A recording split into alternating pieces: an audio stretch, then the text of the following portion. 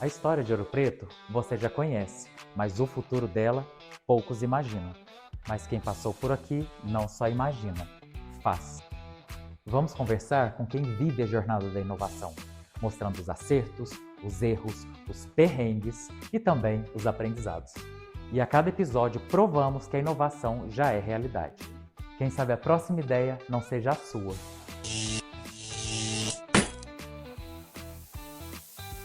Olá pessoal, está começando mais um Perrengue Tech. O convidado de hoje é João, aluno da Engenharia de Produção da UFOP, desenvolvedor e programador. Hoje ele conta com mais de 7 aplicativos nas lojas do Google, da Play Store e da Apple, também embarcando em novas tecnologias como o chatbot do WhatsApp. E ele vai mostrar para a gente como que um aluno pode transformar ideias e teorias em projetos concretos, inclusive fomentando a inovação de Minas Gerais. Ele já participou de programas de inovação, incluindo o CID, e levantou aí aproximadamente R$100 mil. Imagina só, um aluno com R$100 mil. Então ele vai contar para a gente hoje como que foi todos esses projetos, todo esse dinheiro que ele movimentou aqui no nosso ecossistema e, obviamente, os perrengues. Bem-vindo, João, Obrigado. ao nosso podcast. Tudo bem? Tudo jóia. Tudo jóia. Então vamos lá, começando, né? Da onde veio toda essa veia de programador? Como é que você desenvolveu todas essas habilidades? Inclusive, a pergunta que eu mais ouço é por que você não fez ciência da computação, né? Por que está na engenharia de Por que produção? está na engenharia de produção? Eu também não sei a resposta.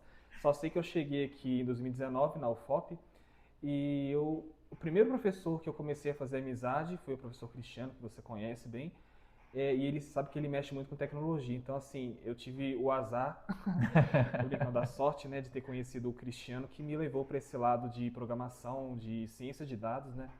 E foi aí que a gente começou, né? Eu comecei desenvolvendo alguns algoritmos de análise de dados, né? Com Python, com R. E foi lá que eu comecei aprendendo a lógica, né? De programação.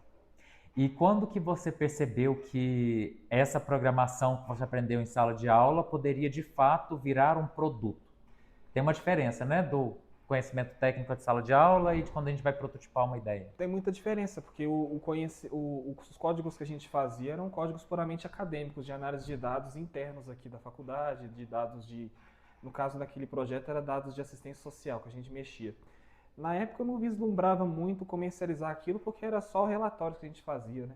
Eu comecei a ver que dava para comercializar e começar a vender o meu trabalho em programação quando eu comecei a desenvolver aplicativos, porque eu vi que os códigos que eu fazia geravam uma interface, e como eu sou da área do design, eu vi que eu ficava muito vislumbrado com aquilo, sabe? Eu gostava bastante de fazer o código e ver a tela se mexendo na hora que você, sabe? Quando você movimenta, enfim. E foi naquele momento que eu comecei a fazer aplicativo e site visual que eu comecei a ver que eu poderia trabalhar com isso mesmo, sabe? Eu gostava muito de fazer isso. Não, então vamos para os grandes números, né? Antes de falar sobre os valores levantados, o pessoal deve estar curioso, vamos falar primeiro sobre algumas realizações. Então, quando a gente vê, assim, muitas vezes, colocar um aplicativo numa loja da Play Store ou da Apple já é assim, uma dificuldade, você já colocou mais de 7, né? Conta pra gente alguns desses projetos que você realmente acha, cara, esse aqui foi um projeto bacana, que virou um aplicativo interessante e você tem orgulho disso. Tem uns alunos aqui do nosso curso que toda vez que eu lanço alguma coisa, falam, nossa, mas você não estava mexendo com aquele outro aplicativo, já está com outro? Já... eu já fiz aplicativo para supermercado, para aplicativo de meditação, que é o que a gente está fazendo agora. Já fiz aplicativo de vistoria veicular, que mostra dados de sala de aula também. Aplicativo de denúncia de cidadão para a prefeitura, enfim, diversos aplicativos de diferentes áreas, né? E agora eu estou mais na área de bots de WhatsApp. Então, assim, eu não tenho nenhum foco específico, você vê que é tudo diverso. Vai para educação, vai para serviços, saúde... Muito diversificado, né? Mas de feitos, assim, algum que você sente que gerou um impacto, antes da gente falar do chatbot, né? Falando de aplicativo, teve alguns contratos que você acha que você julga importante. Então, seja essa experiência do supermercado, essa experiência da ouvidoria. O que eu mais gosto que você acha importante, do impacto que poderia ter ou que já de fato se concretizou? O projeto que eu mais gosto, eu não sei se eu posso falar um que eu mais gosto, porque na verdade todos esses aplicativos que eu falei para você, eu ainda fico mexendo em algum nível, né, até hoje. O do supermercado é um que eu queria que desse certo, né? A gente vai falar dele depois. É, o que eu mais gosto hoje, todos são os meus xodós, viu? Não tem nenhuma preferência Ainda não. não desapegou, né? Não. Mas é esse do supermercado, você falou que você ia falar depois, mas já puxando o assunto, o que ele marcou na sua história? E ele foi o aplicativo que eu considero, não vou falar no passado porque ele está lá ainda, né? O de supermercados, o de varejo, né? Porque ele não é só para supermercado, é um aplicativo que serve para farmácia, tudo quanto é coisa. Ele é o aplicativo mais bonito que eu já fiz. Eu Uhum. acho ele muito bonito. Ele é um aplicativo, para você entender, que é um e-commerce, né? A gente acabou que fez um e-commerce. Ele tem uma lista de produtos, é igual um iFood, na verdade. Uhum. Então você pensa um iFood, só que eu falo que é até mais bonito.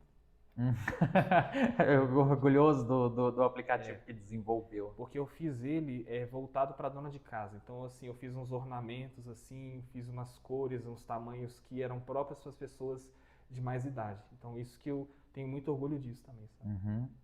Então seria um aplicativo em que as pessoas poderiam se inserir no mundo digital para fazer a demanda de produtos, de compras de supermercado, É, mas para um público que ti- geralmente não necessariamente tem tanto contato com tecnologia. exatamente. Essa foi a ideia principal da concepção do design dele, né? Fugindo um Uhum. pouco da regra do negócio, porque a regra do negócio era você fazer venda, né?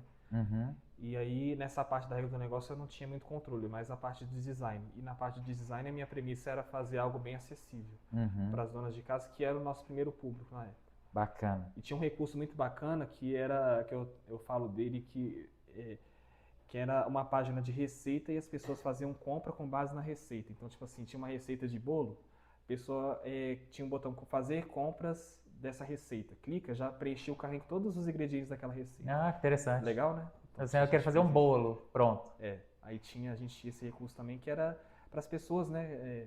Tá lá pesquisando a receita e já linka para o mercado para fazer compra. Interessante. Acho que eu Legal, nunca né? tinha ouvido falar dessa. Bacana. Isso tinha lá. Mas ainda estou curioso desses 7 aplicativos aí. Qual outro que você pode contar para a gente um pouco do funcionamento? Um pouquinho mais detalhado.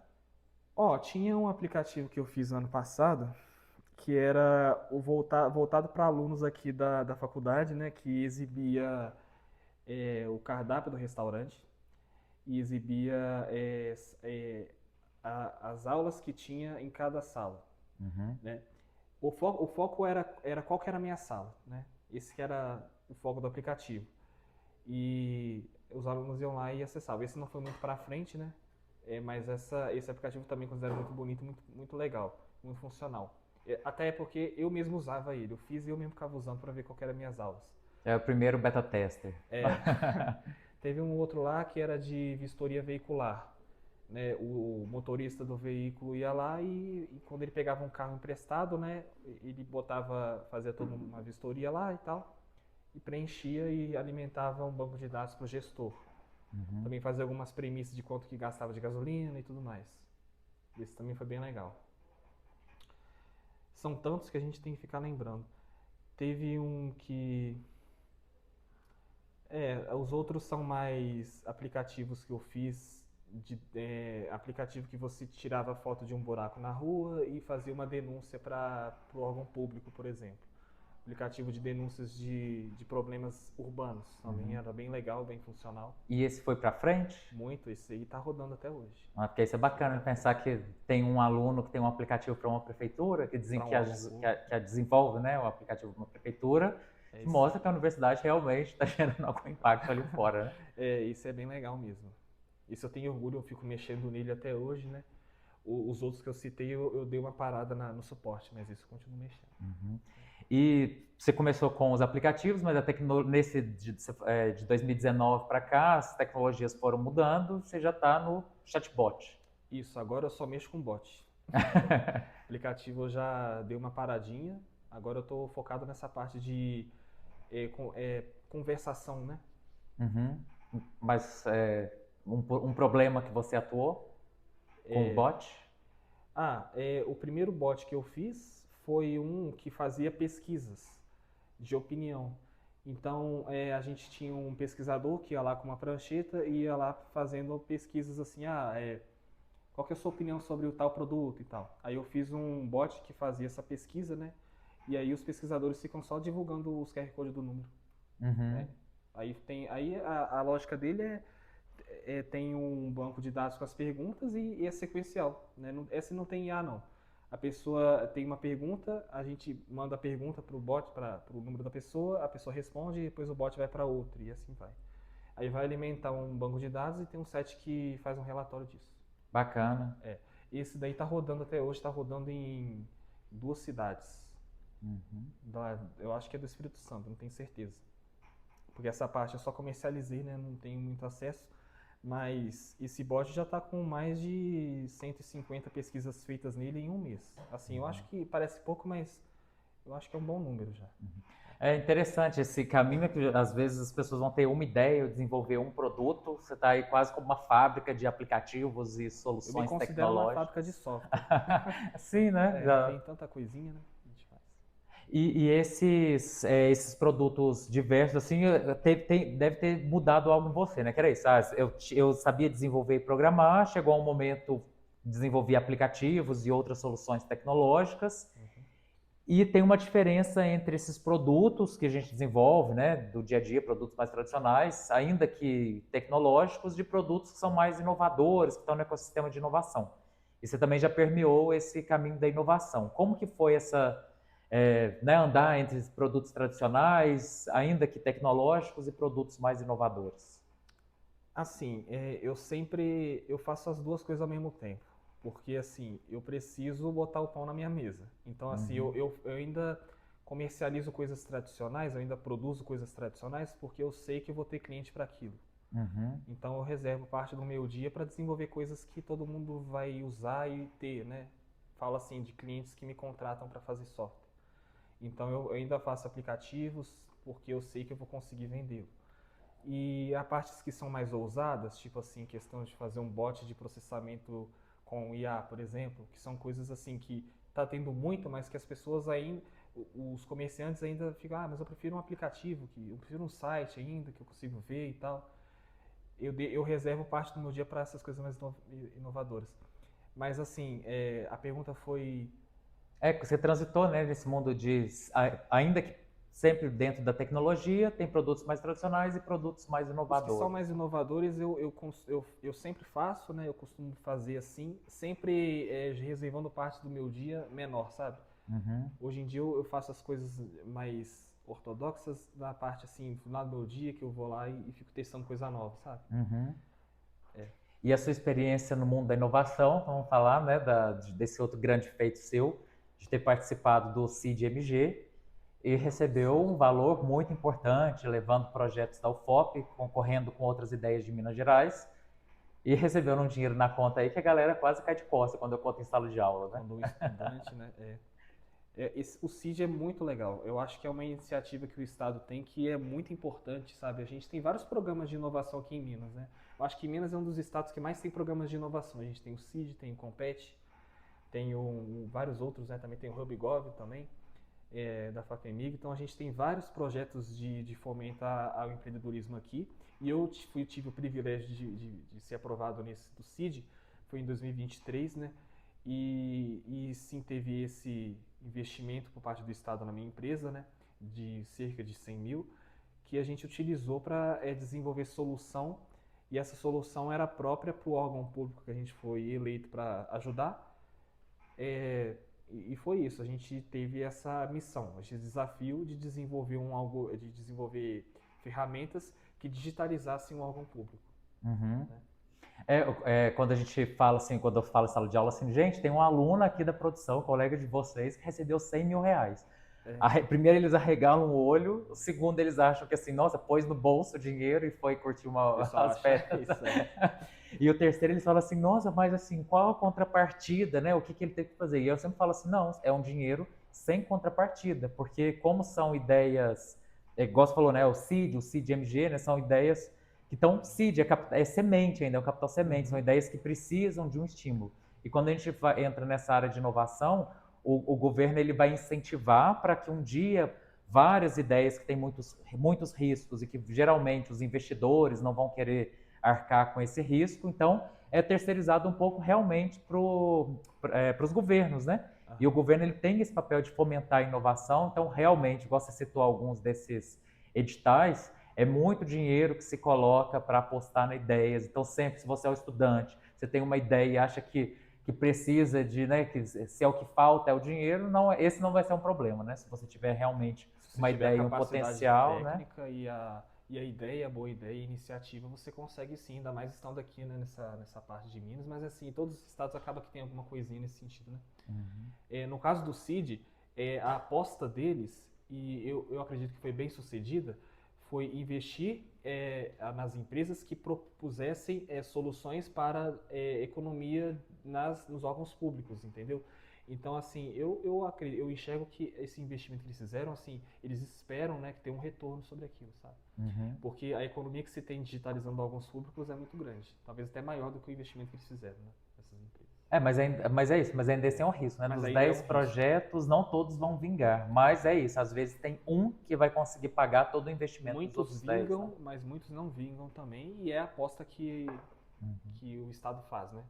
É, e É o tem risco que ele o... corre. Sim, e o CID ainda pega essas ideias com o investimento, porque a gente fala 100 mil, fica parecendo também que é muito dinheiro, mas no desenvolvimento tecnológico Mas você vê, não é acaba que muito, né? não é tanto dinheiro se Ah, você vê o tamanho desse estado que nós estamos, né? Um órgão público daqui, por exemplo, a Emater, por exemplo, ela é um órgão público que está tão capilarizada, ela só não é tão capilarizada quanto a polícia, por exemplo, né? Aqui a gente tem 800 municípios, a Emater deve estar em uns 600, talvez. Então, uma solução que atendesse um órgão desse tamanho, né? Realmente 100 mil é até pouco, na verdade, né? uhum. É, porque tem outros editais da FAPEMIG mesmo que ela vai dar 500 mil reais, né? Que aí vai pegando Exato. até ideias mais elaboradas que É, precisam de um são empresas mais suporte parrudas, maior. assim, conseguem dar conta de fazer. Eu acho que eu não daria conta de atender um edital dessa magnitude aí de 1 milhão, de 2 milhões que existem por aí, né? Mas que é possível, né? Mas que é E possível. qualquer um pode tentar. Todo mundo pode tentar. Isso aí basta você ter a disponibilidade e a capacidade técnica de fazer. E para além do valor financeiro, que apoia esse desenvolvimento da ideia e os riscos e as incertezas, como que foi a experiência de participar de um programa de inovação? Porque ali vem também com algumas, né, o networking que faz, de Com certeza. vivenciar esse ecossistema. Nossa, foi a melhor fase da minha graduação, foi quando eu estava lá em Belo Horizonte fazendo aquelas reuniões todas, aquelas palestras. O CID, o CID é muito legal, sabe? Quando eu tiver me formado, eu vim aqui incentivar os alunos a participar do CID. O programa consistia em ter toda uma mentoria, e a mentoria do CID era muito regrada, né? Então a gente tinha encontros quinzenais lá em BH e em algumas cidades de Minas também. Era bem espalhado o programa. 2 dias inteiros, quinta-feira e sexta. A gente chegava lá às 7 da manhã e só saía às 18 da tarde, 18 horas. O dia inteiro tendo palestra com pessoas assim muito importantes assim de Minas, né? Palestrantes, empresários do estado e fora do estado também. E a gente ficava o dia inteiro trocando ideia com outros empresários. Lá era um auditório que a gente ficava que tinham mais de 100 empresários lá, né? Porque o programa consistia em abranger 100 startups. Então tinham 100 empreendedores lá e os seus sócios, então assim, tinha umas 200 pessoas que ficavam lá o dia inteiro. A gente almoçava junto, trocava ideia. Ah, você conhece alguém que faz tal coisa e tal? Então foi bem legal. Nossa, foi muito bacana. E a gente tinha de fazer encontros em Belo Horizonte e em Viçosa também, porque a iniciativa do programa era não concentrar tudo na capital, mas espalhar nas cidades pequenas. E a minha startup foi sorteada para ficar em Viçosa. Então a gente saía de Ouro Preto às 6 da manhã, ia lá para Viçosa, trocava ideia com a galera também. Viçosa também tem um bom ecossistema de inovação. Então foi muito bacana. Lá a gente fazia reunião com a prefeitura também. Então, assim, network foi muito legal, sabe? Eu fiz amizades lá no CID que eu converso até hoje. E para inovação, a gente sempre fala, né? Muitas vezes as pessoas acham que é só sobre a ideia, sobre como que eu preciso desenvolver aquele produto, mas por isso quando a gente fala assim, o ecossistema de inovação é você conseguir entrar num lugar que está cheio de empreendedor, cheio de ideia, cada um muitas vezes passando pelos mesmos problemas ou as mesmas, procurando as mesmas soluções, e tem muita troca, e as pessoas elas estão ali porque está todo mundo querendo fazer a sua ideia dar certo. Sim. Então está todo mundo passando pela mesma situação e se apoiando, E né? principalmente eu digo que eles estavam na mesma fase, a gente estava na mesma sinergia de estar querendo crescer, querendo botar a nossa startup para frente, entendeu? Então assim, a gente ficava lá almoçando, eu tô com tal problema, eu falo, eu também tô com esse problema. Ah, eu tô precisando de programador muito ruim de lidar e tal, como é que você faz com os seus? Ah, eu faço isso. Você conhece alguém que mexe com isso? Então essa parte era bem legal. Porque muitas vezes a gente acha assim, eu tive uma ideia e vou desenvolver o produto, mas não entende que ao desenvolver o produto, eu estou desenvolvendo também uma empresa. Lidar com a empresa é lidar com fornecedores, com teste de ideia, com conexões, com vendas. E esse ecossistema favorece. Né? Sim, e lá no CID a gente tinha dois tipos de empresário. Aquele que era empresário que mexia só com dinheiro e aquele que era programador que empreendia. Então os tipos de conversa eram diferentes, sabe? Porque o programador que empreende não quer nem saber de orçamento, nem isso aqui é legal, vou fazer e tal, e faz. Agora, o empreendedor que mexe só com dinheiro fica pensando, mas isso aqui é viável economicamente? Isso aqui não dá para fazer e tal. Você está em qual dessas categorias? Eu tô no meio dos dois. O que é o meio? O meio dos dois é assim, eu já não, hoje em dia eu já não gasto muito tempo com coisa que eu sei que não vai me dar retorno. Antes não, antes eu era muito assim, antes eu não ligava muito para dinheiro não, sabe? Eu só fazia o que eu por princípio achava que era legal. Mas hoje eu já sou mais pé no chão, sabe? É o que a gente fala, para desenvolver o produto tem que verificar algumas coisas, né? Viabilidade técnica, financeira, mercadológica. Antes eu só olhava se eu sabia fazer. Entendeu? Eu não ficava fazendo pesquisa de mercado nem nada, sabe? Hoje não, hoje eu já faço pesquisas para, isso aqui vai me dar X retorno, vou gastar tanto tempo e Como diz, se hoje você é assim é porque tem história. Teve alguma coisa sim, que te com marcou certeza. que fez você fazer essa mudança? Nada é por acaso, isso aí foi com base em vários erros, né? Por exemplo, Da gente, algum produto que você foi, investiu porque você queria fazer e aí chegou lá e falou assim, nossa, qual é a viabilidade disso? Nenhuma. eu acho que o mais, tem dois, né? O aplicativo que eu fiz para salas de aula, eu fiz porque eu estava com uma convicção de, nossa, todo aluno vai querer isso, porque era uma coisa que eu que eu ficava lá olhando na portaria qual que era a sala que eu tinha que ir para aula e tal, eu falava, isso aqui é legal, né? Então comecei a fazer um aplicativo para mostrar as salas de aula dos alunos, mas aí quando eu fui testar, eu me deu uma epifania, eu falei assim, uai, mas como é que eu vou monetizar isso aqui? Eu vou gastar com dinheiro com servidor, já gastei minha força de trabalho e tudo, mas não tem retorno, não dá para me botar anúncio aqui. Entendeu? Então aí eu Como diz, primeiro eu faço produto, depois eu vejo o que vai dar. É quase produção empurrada, né? Produção empurrada, exatamente. Aí eu vi que não tinha muita viabilidade financeira e eu acabei deixando esse projeto pausado. Né? Se alguém quiser pegar o código, depois mexer nele. Né? Procurar um modelo de negócio para ele. Porque é isso, a gente fala isso sempre, né? As pessoas primeiro desenvolvem o produto para depois ver o que vai acontecer no mercado. E não, né? Quando a gente vai criando os protótipos, a gente já olha todas as viabilidades, né? A financeira, a técnica, a mercadológica. Exatamente. E na época eu só olhei, porque era legal de fazer. Eu ouvi a opinião só dos meus amigos mais próximos. Se eu usar isso aqui, eu usaria, então eu vou fazer. Entendeu? É o senso comum de um empreendedor, né? Olha para a própria dor e não valida se essa dor sua é uma dor do ambiente como um todo, né? Assim, eu vejo que as pessoas utilizariam, os alunos iriam utilizar. Só que qual que era o problema? Não tinha viabilidade financeira, não via formas de viabilizar economicamente aquilo, né? Então ia me gerar um gasto mensal que como é que eu ia recuperá-lo? Não tinha essa resposta. E a outra era que eu ia ter muito uso nos começos do semestre e no meio do semestre as pessoas já iam decorar a sala de aula, então eu falei, se for só para isso, também não vai ser muito usado. Aí eu comecei a pôr mais coisas nele, né? Porque não ficou só nisso, não. Aí eu comecei a colocar cardápio do RU nele, mas como um acessório. Aí quando eu fui fazer os testes, as pessoas, tem cardápio do RU aqui. Aí as pessoas só usavam o aplicativo para ver isso. Não era o foco também, então... Tava lá, então deixa pra lá, essa parte eu né, acabei desistindo. E é normal desistir dessas coisas, não precisa ficar... Eu não tenho vergonha de falar que eu desisti de um produto mais não, sabe? Isso aí eu já abandonei e vai ter outros no futuro também que eu vou abandonar também. Não, é o que a gente fala assim, é tão inteligente quem sabe qual ideia desenvolver, mas mais ainda quando você sabe a hora de É a hora parar. de parar, exatamente. Porque senão acha que é sempre mais um ajuste, eu tenho que fazer mais uma funcionalidade, ou já E já eles fica vão num loop, né, entender. que nunca termina, você vê. Achando que é sempre o outro precisa entender, eu preciso É. conscientizar, eu sempre precisando de mais algo, né? E não que, às vezes, o mais algo é deixar de lado começar outra ideia, né? É. Que a habilidade está aí. Uhum.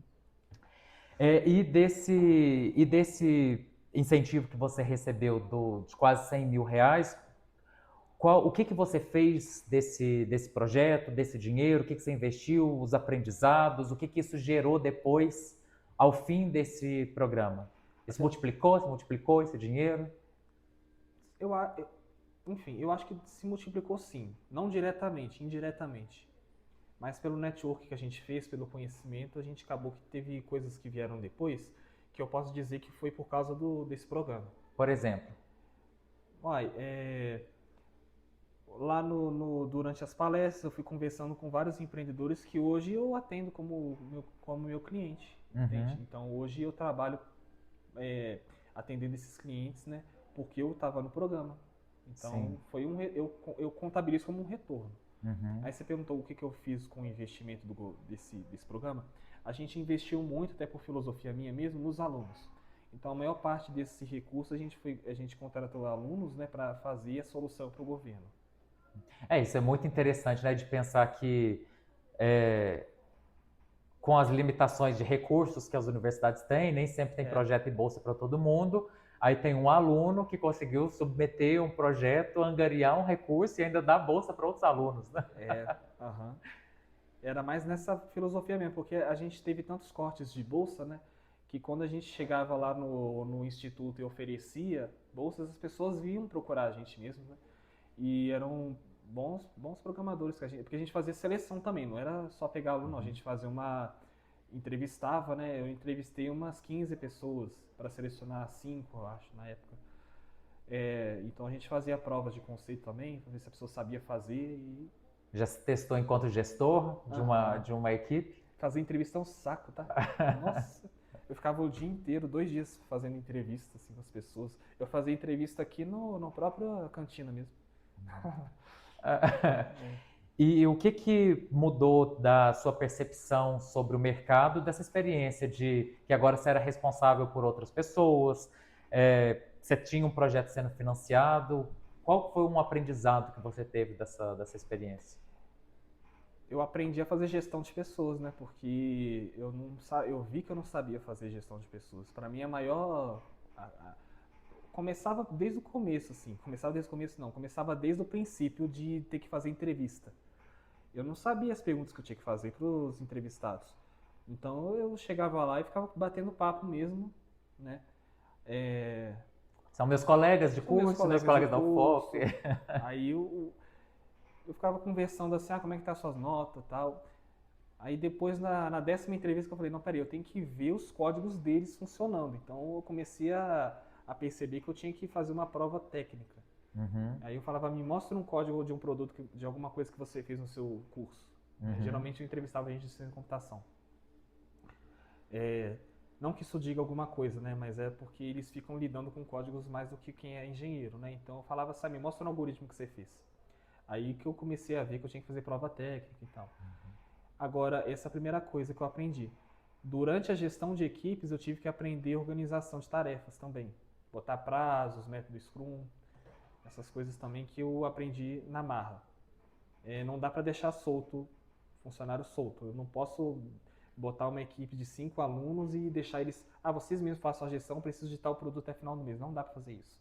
A gente tem que ter um líder para poder e ficar não vigiando, mas orientando eles diariamente. Então, diariamente eu tive que aprender a cobrar. O pessoal Aprender às a vezes cobrar. acha que eu sempre falo assim, ó, se nós fôssemos 100% racionais, a gente não precisava dos cursos de gestão. A gente teria uma planilha de Excel que você enviava e É, aquilo se autogeria. Mas como, né, o mundo é imprevisível, as pessoas têm formas diferentes de lidar com as situações, às vezes elas estão travadas em alguma situação que depende de alguém que tem uma visão, né? Então, uhum, é muito importante o papel do líder de estar ali presente, de entender os seus liderados e né, tirar os obstáculos ali para que cada um possa desempenhar a sua melhor função. Tem que ter o líder e esse líder tem que saber cobrar, e eu não sabia, para falar a verdade. Então, muitas entregas atrasadas porque eu não sabia lidar com a cobrança, porque a gente misturava muito a questão de amizade com questão de trabalho, né? Misturava bastante isso. Então, a gente cobrar um amigo que a gente está almoçando todo dia, mora na República com você, então é meio mais difícil, porque ele pode chegar para você e falar assim, eu não posso fazer isso aqui agora porque eu tenho que estudar para a prova. E eu acabava deixando, sabe? Então, essas coisas assim de misturar acadêmico, amizade e o profissional foi o maior conflito que eu tive na época. É uma nova categoria, né? A gente fala que tem as empresas, né, as empresas familiares e aí tem as empresas amigaliares, sei lá. É outro tipo de situação. Sim. Mas, simbora, né? Então a gente falou aqui da sua transição, de como você conseguiu transformar ideias em produtos, de produtos que você conseguiu colocar aí na Play Store, na loja da Apple, da sua participação no mundo da inovação, do ecossistema, o dinheiro que você trouxe, mais de 100 mil reais, o que você conseguiu explorar, tudo isso depois, enfim. Cases de sucesso, notícias de jornais, realmente é um diferencial e serve como exemplo como uma possibilidade de uma alternativa ao caminho que geralmente a gente fica aqui na universidade, mas ensinando técnicas para as pessoas aplicarem em empresas. Não necessariamente a gente dá essa ênfase de e se você criar produtos, e se você criar os seus liderados, criar esses processos de gestão, de você formar a sua empresa, né? A gente não dá muito esse enfoque e sirva de exemplo, né, o seu caso também, de um caminho da inovação e do empreendedorismo, né? Com certeza, porque a parte teórica não é nem 10% do que é. É uns 10% que é o pilar, né? A gente tem que ter a base teórica que a faculdade traz para a questão de empreendedorismo. Mas os 90% que você aprende lá, né? A gente aprende muita coisa lá fora. Sim, sim. Lidar com cliente, lidar com pessoas... lidar com pessoas, né, como eu falei, de gestão de pessoas, lidar com clientes também, que é muito difícil você lidar com problemas, que agora que é o que a gente quer saber, os perrengues. Vamos falar dos perrengues. A história de sucesso, a gente já é um sucesso, né? Mas vamos ver o que está por trás dessa história. Então, alguma situação, seja algum desses produtos, alguma dessas ideias, você começou a contar alguns casos, né? Mas uma coisa que você fala assim, caraca, isso daqui ninguém sabe, eu vou estar contando aqui, que isso aqui ninguém vai imaginar que eu passei por isso. O maior perrengue, né, dando nome ao podcast, foi a questão do aplicativo de supermercado, de varejo, porque aquele lá me deu muitos probleminhas lá, acabou que nem consegui lançar ele de fato, tive que parar no meio do caminho, de tanto problema que deu. Vamos lá, conta pra gente. Bom, começou na questão da gestão de pessoas, né? Como eu era muito inexperiente, então eu tive problema em fazer a gestão da equipe. Você acabou de falar aí. Então, esse problema na gestão de equipe, ela me causou conflitos com funcionários do próprio supermercado. E eu não sabia lidar com esse conflito. Os meus bolsistas com os funcionários reais do supermercado não estavam numa mesma sinergia. E essa sinergia era muito importante para você ter um sucesso no lançamento daquele aplicativo de varejo. E esse conflito surgiu e eu não consegui lidar na época. Porque é o que a gente sempre fala também, né? Às vezes a gente está pensando no produto como algo isolado, mas aí quando a gente vai colocar ele num outro ambiente, ele precisa passar por uma integração. E aí veio outro problema, porque o aplicativo de varejo, eu não validei com as pessoas que estavam lá no chão, que iriam lidar com o sistema diariamente.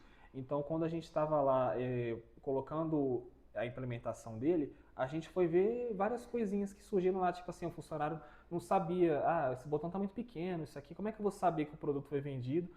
Como é que o produto está lá e não está na loja física, o que eu vou fazer? Então a gente não tinha controle de estoque, tive que fazer na hora lá, sabe? Então, esse negócio de não conversar com as pessoas que iriam utilizar o sistema, de eu já chegar com o sistema pronto lá no chão da fábrica, né, quando a gente usa esse termo aqui, foi um problema muito grande, porque eu tive que fazer tanta adaptação que nunca terminava o sistema. entendeu? A gente sempre fala que também, né?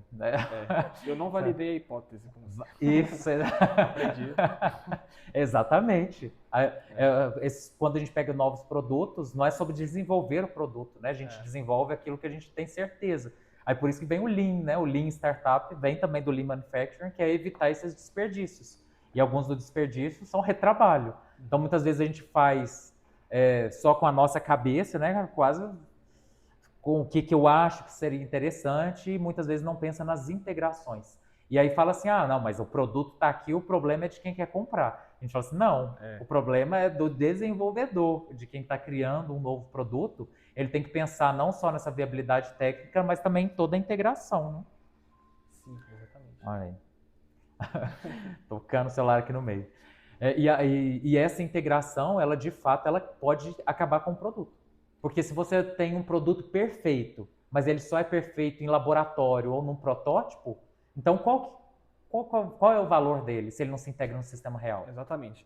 Eu aprendi na marra de que eu nunca vou conseguir entregar um produto da minha cabeça e o cliente ficar satisfeito com o que eu entregar sem eu ter consultado ele muitas vezes antes. Entendeu? Então, hoje em dia, eu já mudei muita postura. Antes de fazer qualquer tela, qualquer código, eu perguntar, é assim que você quer? Entendeu? Que foi o maior erro desse produto de varejo que eu fiz. De eu não ter consultado as pessoas que queriam utilizar o sistema, de eu não ter consultado o gestor e também de eu não ter consultado os próprios clientes do supermercado. Porque nesse produto eu tinha dois clientes. Eu tinha as pessoas que faziam compras e eu tinha o gestor da loja. Porque eram duas frentes, era o aplicativo e era o site do gestor. Então, deu problema nessas duas partes, né? Da própria usuário não saber finalizar a compra, porque estava muito confuso. E é frustrante, né? Porque são duas coisas, né? Uma que eu estou desenvolvendo um produto, eu ainda não tenho nada, a pessoa tem que saber que eu estou desenvolvendo. Mas aí também, se eu fico validando e errando muito, a pessoa pode perder aquela confiança de falar assim, nossa, mas você não entendeu o meu negócio, você não consegue integrar no meu negócio. E a gente vai também sempre na tecla que muitas vezes essa sua situação é um erro assim da maioria dos empreendedores que acham que inovar é tentativa e erro, que é sair desenvolvendo e depois eu vejo as coisas para frente. A gente sempre fala assim, não, testa, ouve, valida, MVP, a gente está cansado de falar esses conceitos. E o maior efeito colateral disso, que foi o que eu senti, foi atraso. Muito atraso, porque a gente nunca terminava, então sempre tinha atraso. Então, assim, eu prefiro gastar um mês levantando requisito e validando antes de começar a codar do que começar a fazer para entregar rápido e ter que mudar tudo depois. Porque esse tempo de ter que mudar tudo depois é muito maior. Entendeu? É o que a gente fala, né? O princípio do R rápido, R barato. Então eu vou focar numa validação que eu não precisa despender muito tempo e recurso. E aí, para quando eu tiver que de fato desenvolver, eu sei exatamente o que precisa ser desenvolvido. Justamente para não ter esses desperdícios de retrabalho ou desperdício mesmo de tempo, de dinheiro, de recurso. E é um protocolo que eu sigo hoje.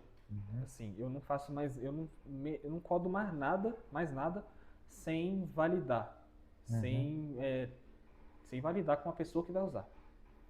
Porque muitas vezes, as startups elas falam que elas não têm uma possibilidade, não têm uma oportunidade, não têm recurso. Mas aí dependendo também se não tem essa mentalidade, você entrega a oportunidade e o recurso, e aí ela não consegue desenvolver. Torra tudo e vai ter que refazer, acaba que o recurso que você gastou não vai nem cobrir o tanto de suporte que você vai ter que dar.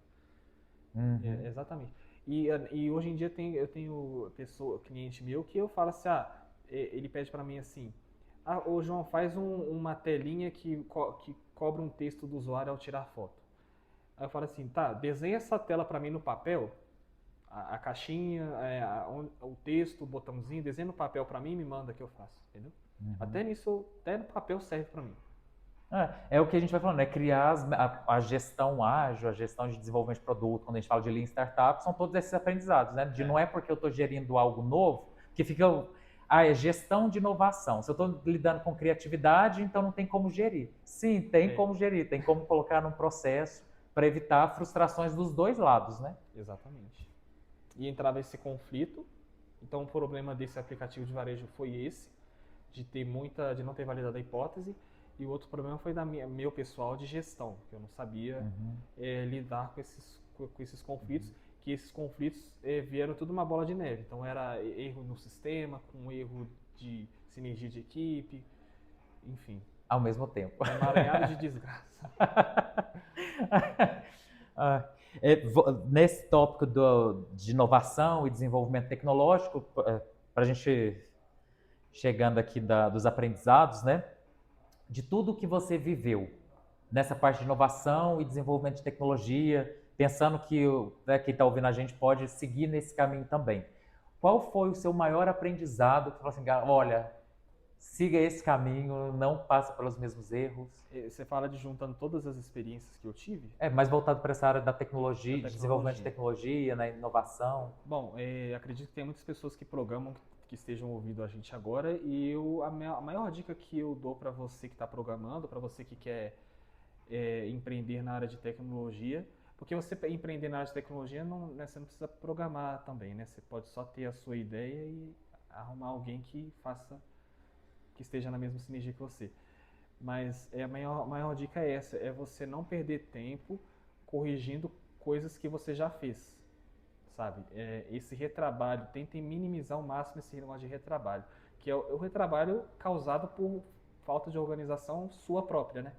Então, assim, organizar bem o projeto, no começo, assim, escrever tudo que o sistema for fazer, você escreve no papel, vai no seu cliente e fala, olha, o sistema vai ter isso, isso e aquilo, a tela é essa, as cores são aquelas, o prazo é esse. Você aceita? Aceita. Tá. Qualquer alteração que você fizer desse documento, eu vou pedir um acréscimo de horas, um acréscimo de prazo, um acréscimo monetário também.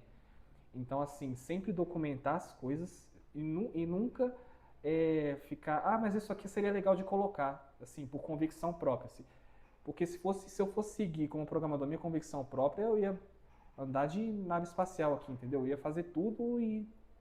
Não, faz só o que o cliente pediu, não inventa moda não, sabe? Porque se você faz alguma coisa extra porque é legal, porque você acha que é legal, o cliente vai achar defeito, vai pedir para você, eu gostei desse recurso aqui, você pode mudar a cor, fazer tal coisa e tal, aí começa...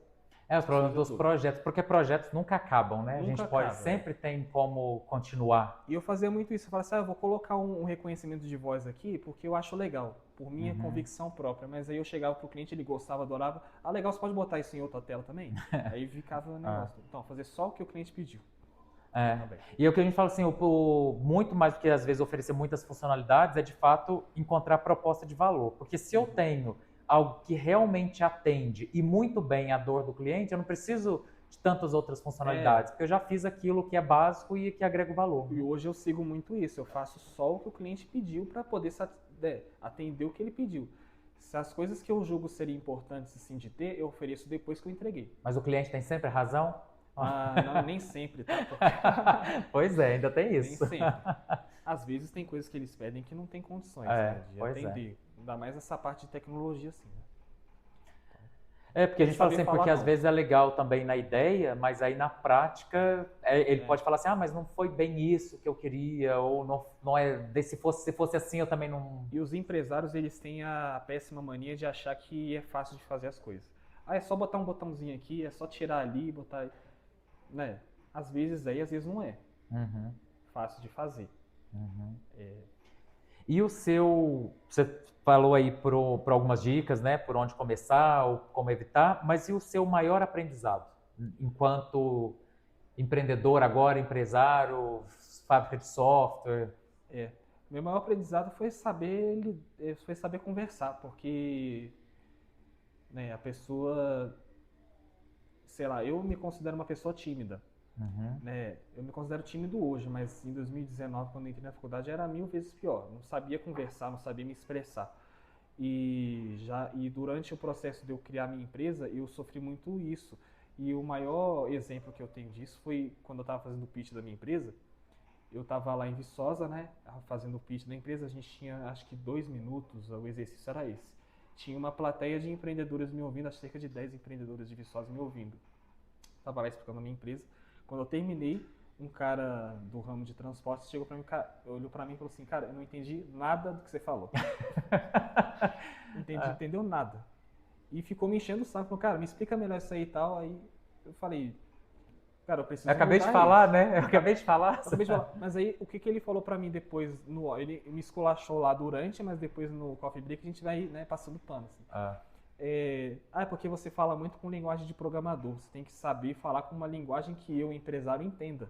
Então, uhum, assim, não adianta você me falar de código, porque eu não tô nem aí pra código. Eu quero saber o que que vai me entregar o código. uhum. Então, essas coisinhas eu digo que eu aprendi bastante. Então, quando eu vou vender uma solução minha, eu falo bem didaticamente. Não que o cliente seja burro, mas eu falo assim, numa linguagem que um não programador entenda. Que um programador e que uma pessoa que não programa consiga entender. Uma linguagem comum entre os dois. Entendeu? Sim, mas é isso mesmo, né? Que é Ah, isso que eu falei é o básico, né? Mas na época eu não fazia. Na época eu chegava e mostrava a tela de código. e as Entendeu? pessoas têm ido Então as aí, pessoas não né? entendiam nada. Sim. Muito bom. É. E para startup, o pitch é muito importante, né? Se a gente está lidando com novas ideias, às vezes a É. gente não sabe nem o que apresentar dessa nova ideia, como Sim. apresentar, Pitch é e uma coisa difícil, né, de realmente você fazer. levar para o tecnicismo é muito difícil. Por isso, Uhum. igual você estava falando antes, né?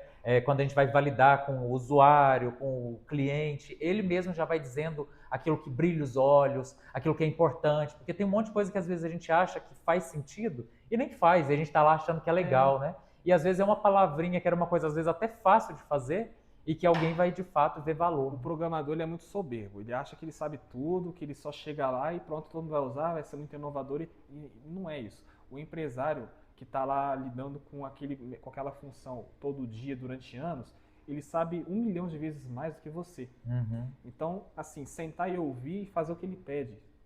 Não é, assim, é uma coisa que o programador precisa aprender É. a fazer também, né? A sentar, ouvir e fazer exatamente o que ele pede, porque ele está lá no dia a dia. Não adianta nada. Mas esse botão aqui é feio. Tá muito grande, mas é grande porque ele lida com funcionários que têm miopia, que estão lá com a mão suja de graxa e tem que apertar a tela, entendeu? Tem que ser grande, tem que ser feio mesmo. Uhum. Entendeu? Sim.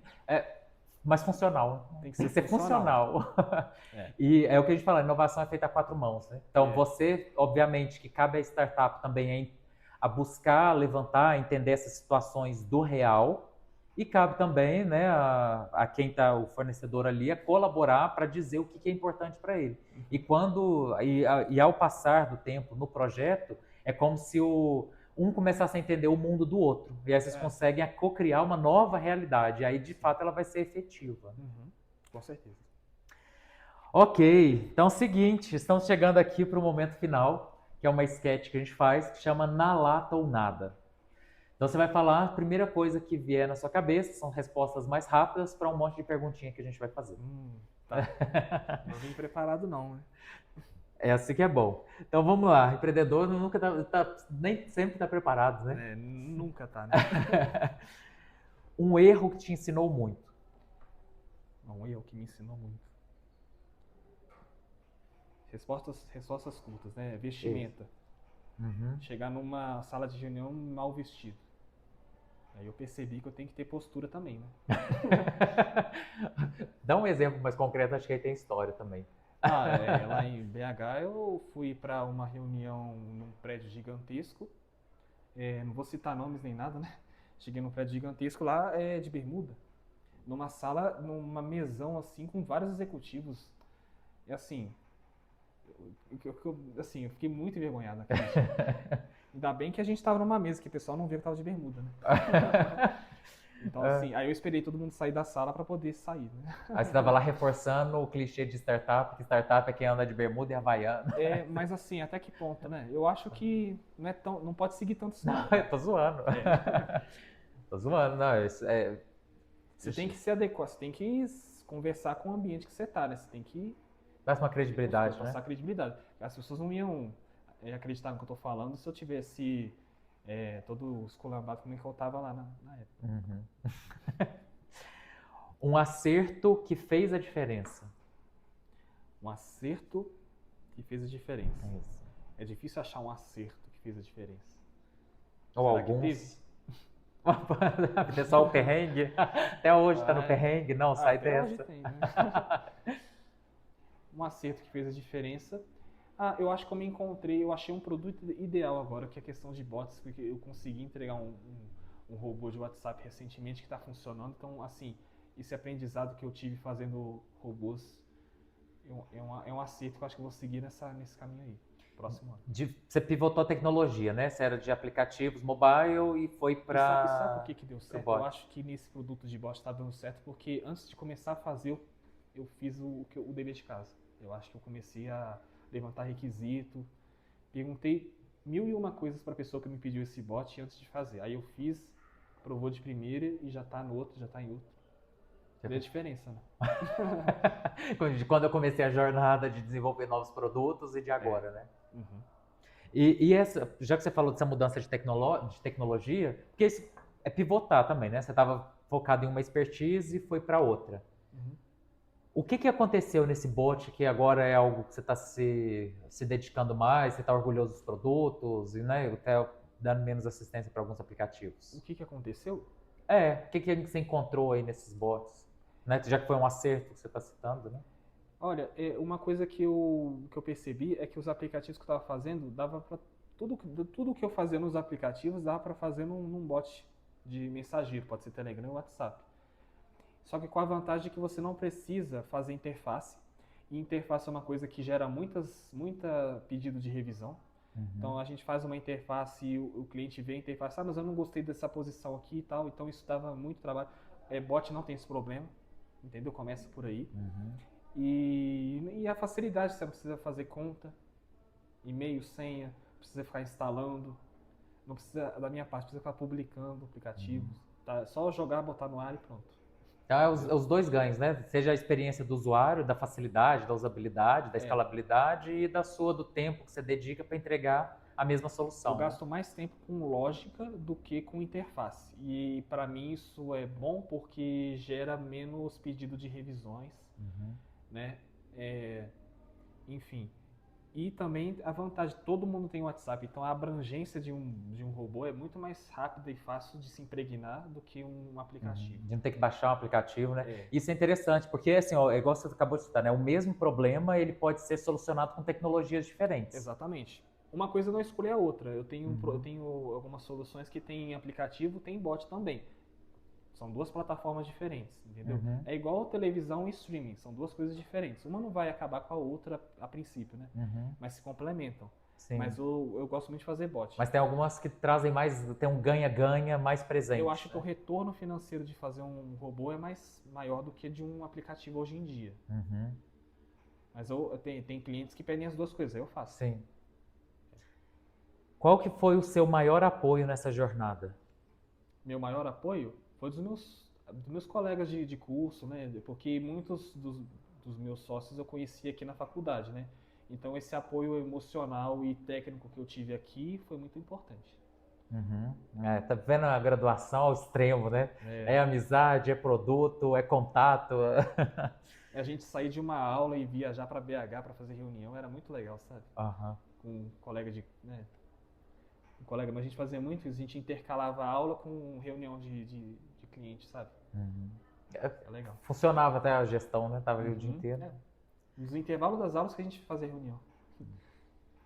Um feedback que mudou a sua vida. Um feedback específico, eu não me recordo de algum que tenha me causado um impacto, né? Porque assim, cada produto cada produto é um fecho, né? Então a gente tem feedbacks isolados. É um divisor de águas, assim, um feedback que mudou a sua forma de ver ou pensar as situações. Essa pergunta é difícil. Porque são muitos feedbacks, muitos negativos. Os que mais me geraram impactos foram feedbacks negativos, porque os bons não dá impacto, né? Dá, né? Em mim não dá, não. Se você fala uma coisa ruim né, de alguma conduta minha, que eu penso em mudar. Eu acho que esse do pitch foi um divisor de águas, porque a partir daquele que eu falei antes, né, Uhum, do cara chegar pra mim e falar não entendeu nada, a uhum. partir daquele momento eu comecei a mudar um pouco a minha linguagem, visual e de fala também. Ok. É uma palavra proibida no seu dicionário de empreendedor. Uma palavra proibida. Impossível. É porque eu já lidei com programadores que eu pedi uma coisa e ele falava, isso aqui é impossível de fazer, ué. Uhum. Não é não, ué. Só que você não sabe fazer, porque você não estuda, né? Você não sabe fazer, mas você pode fazer. Uhum. né? E o saber você estuda e faz, velho.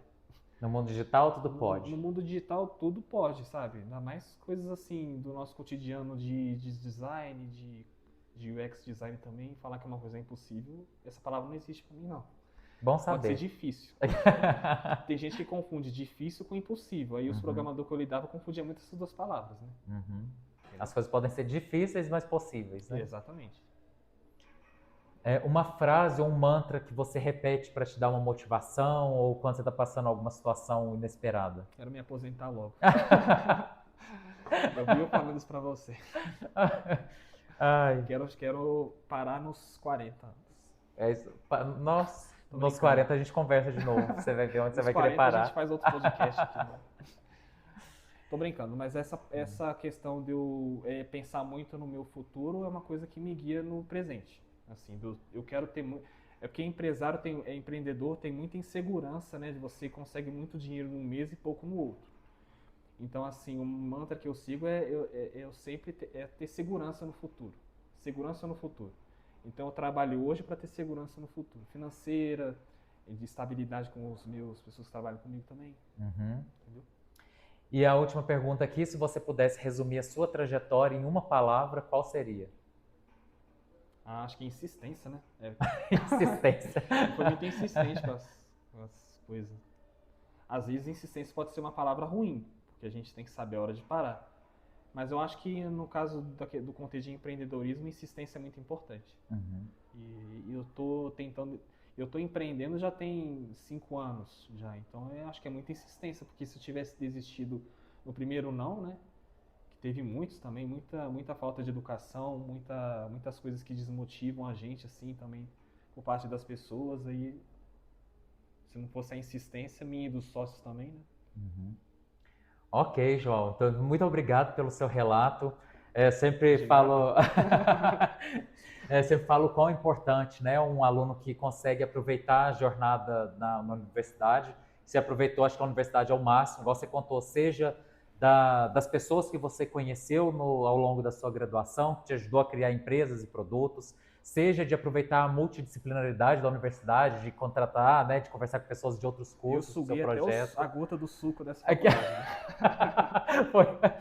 É projeto com o professor, é professor te levando para não sei aonde, é outras experiências, né? O ecossistema de inovação e ainda está aqui, né? Ou seja, ainda tem coisa, ainda tem muita coisa para fazer. Isso é uma jornada realmente inspiradora. Parabéns pela Obrigado. sua trajetória. Realmente é acima da média quando a gente vê, né? As experiências, enquanto tem, enfim, é acima da média.